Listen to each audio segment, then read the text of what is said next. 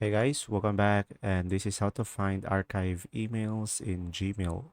So, first thing, just simply select an email, and let's say we are going to archive this one.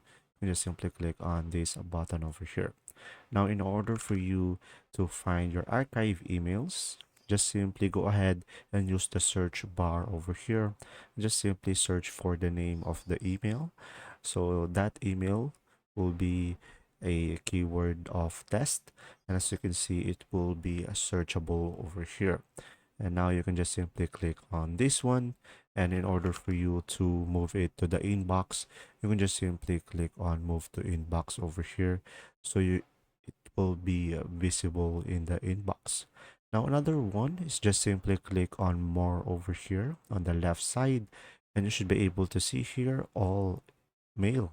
So just simply click on that one, and after that you should be able to see your archive email as well over here. And from there, you should be able to find it.